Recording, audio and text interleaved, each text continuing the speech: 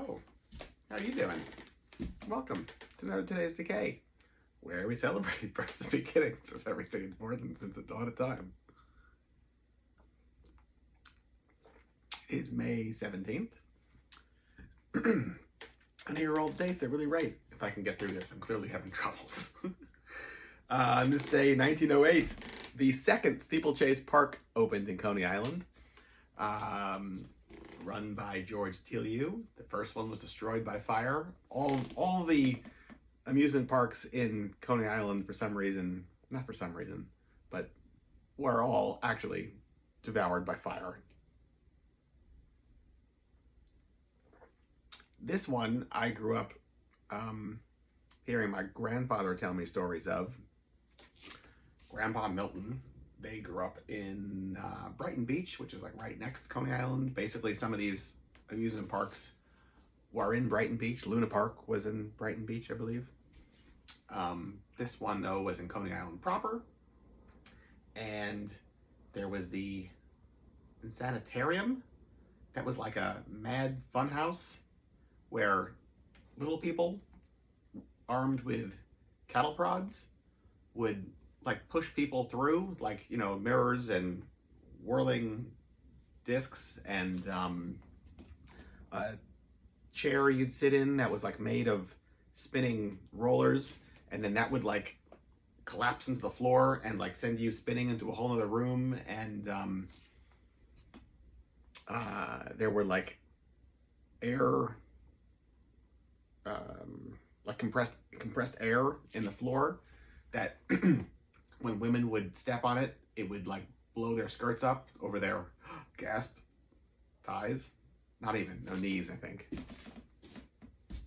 Ankles, whatever. At least it's 1908, right? So we're talking, it's ankles. Yeah. All for their own embarrassment and for the audience who's sitting outside to be able to watch this. I mean, so my grandfather would tell me all these stories when I was a kid, and I just didn't believe him.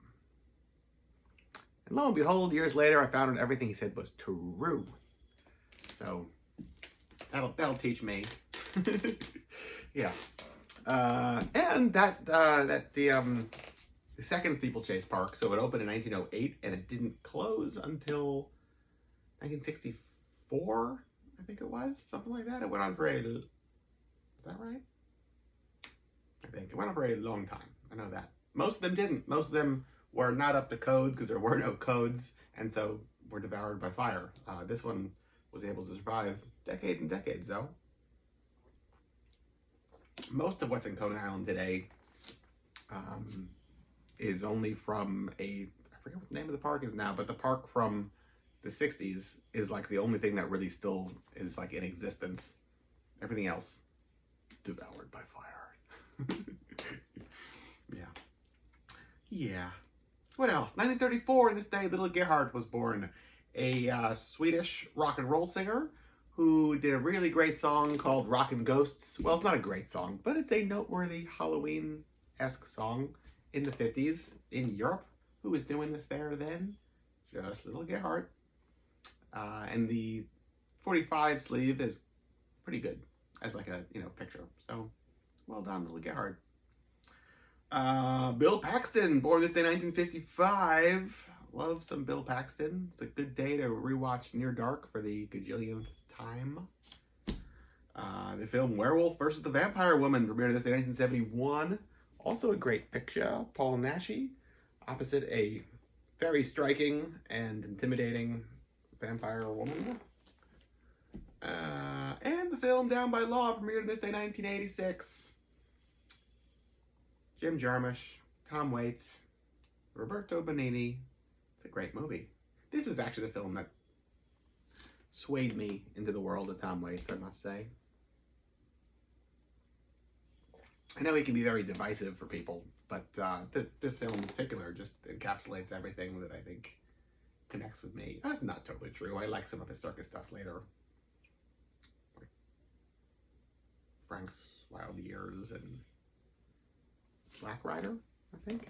I know that's a little bit later, but it's still pretty good. Whatever. Anyway, Down by Law, great movie.